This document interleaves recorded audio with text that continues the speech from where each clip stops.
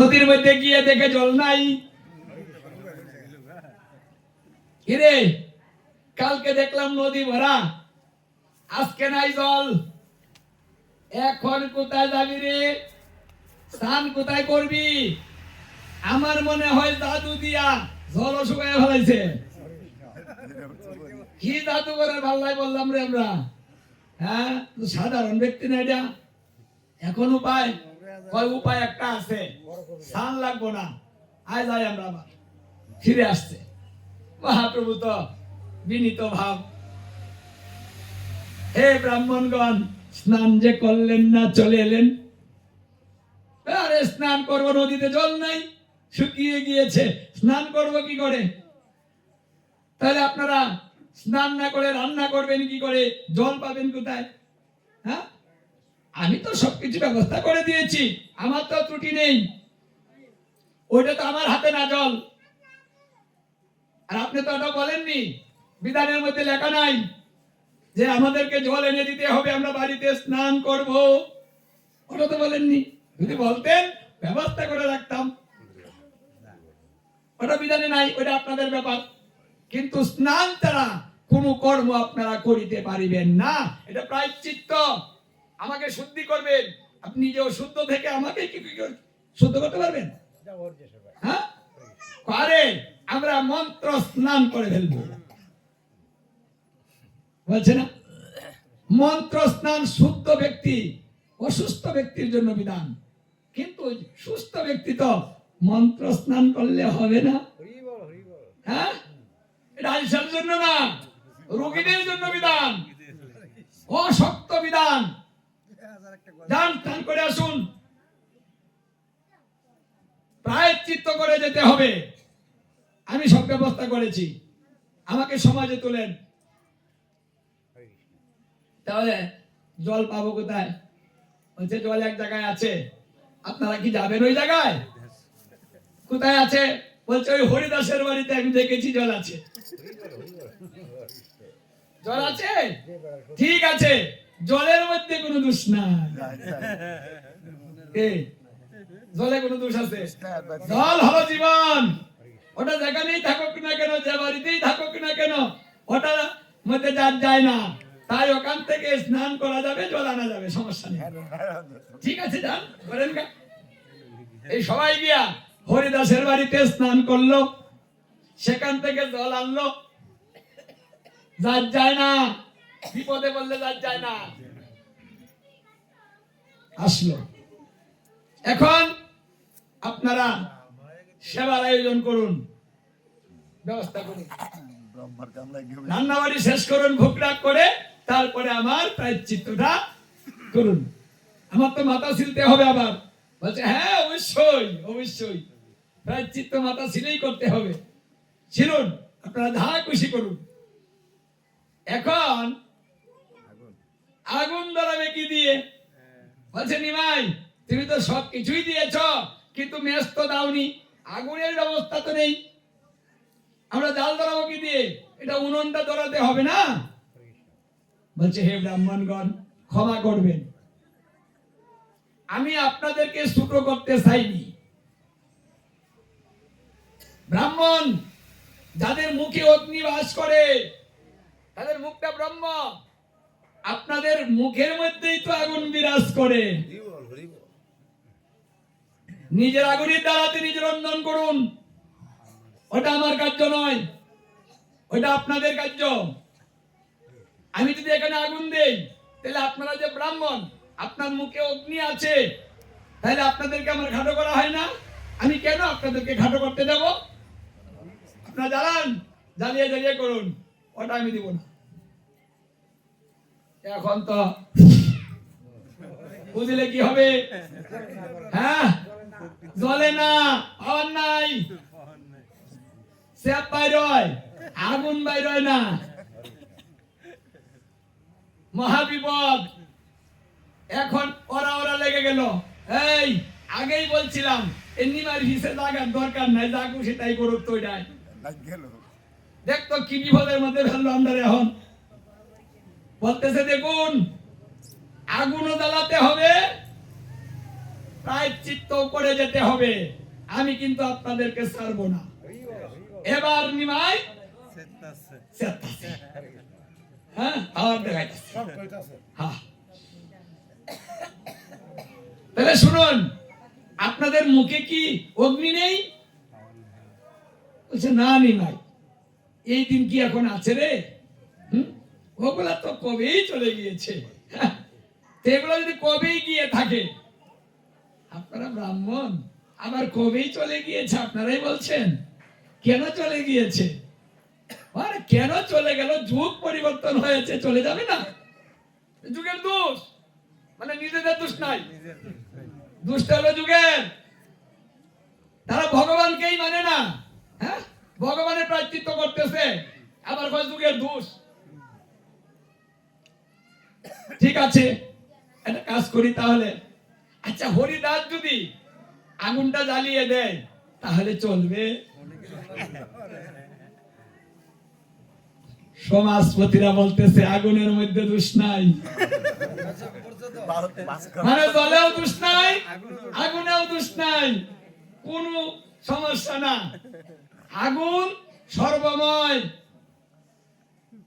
তাই আগুন হলো একটা যজ্ঞ, যজ্ঞের মধ্যে আগুন লাগে। হ্যাঁ, আগুনে সবকিছু শুদ্ধ করে, তাই আগুন যদি অশুদ্ধ হয়ে দাঁড়ায় দেয় তবু শুদ্ধ হয়ে যায়। সুন্দর বিধান। ঠিক আছে, যদি আপনাদের সমস্যা না হয়, হ্যাঁ, তাহলে হরিদাস ধরিয়ে দিক। এবার ডেকে আনলো হরিদাসকে। হরিদাস, হরিদাস দূরে বসে কান্নাকাটি করছে, হে প্রভু, আমার কারণে আজকে তোমার এই অবস্থা। তুমি আমাকে ভালোবাসো,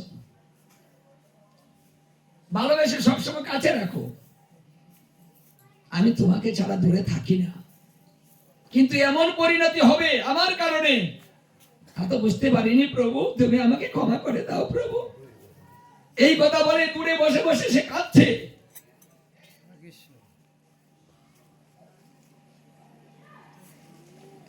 গোবিন্দ বলেছেন আমি সবকিছু সহ্য করতে পারি, কিন্তু আমার ভক্তের নয়নের জল হঠাৎ আমি সহ্য করতে পারি না। হরি বল, হরি বল, হরি বল, জর্দান গো বৈষ্ণবরা।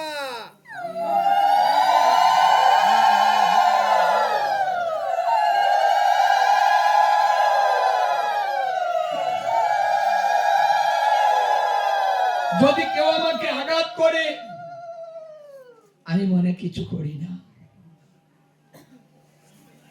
যদি আমাকে কেউ পদাঘাত করে তবুও মনে কিছু করি না। আমাকে কত মানুষ কত গালি দেয়, তাতেও মনে কিছু করি না। ভৃগমণি নারায়ণকে বক্ষে লাথি মেরেছিল, পদাঘাত করেছিল, কিচ্ছু মনে করেননি। আরো বলেছেন, হে মুনিবর, আপনি আমার এই কঠিন ভক্ষের মধ্যে পদাঘাত করেছেন, আপনার চরণে আঘাত হয়নি, আপনার চরণ সেবা করে দেই, যদি আমার অপরাধটা কিছু কমে। যার ভক্তকে লাথি দিয়েছে, পদাঘাত করেছে, সেই নারায়ণ কিনা বলছে উল্টো আরো যে আপনার চরণটা সেবা করে দেই।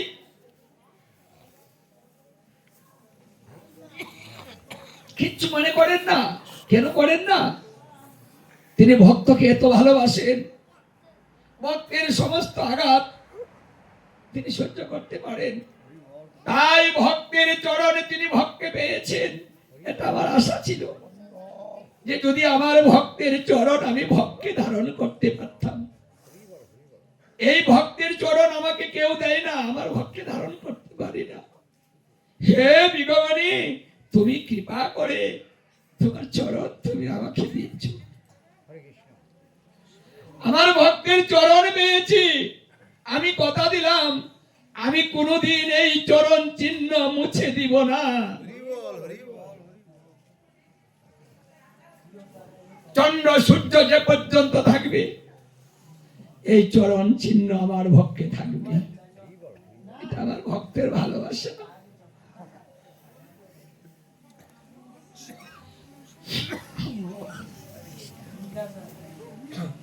আমার হরিকে যে ভালোবাসে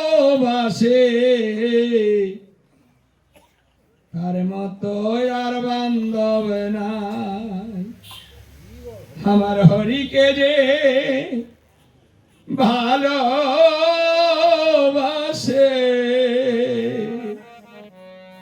তার মতো আর বান্ধব নাই। আমার মনে বলে তাকে পেলে, আমার মনে বলে তাকে পেলে নয়ন জলে আধোয়ায়। হরিকে যে ভালোবাসে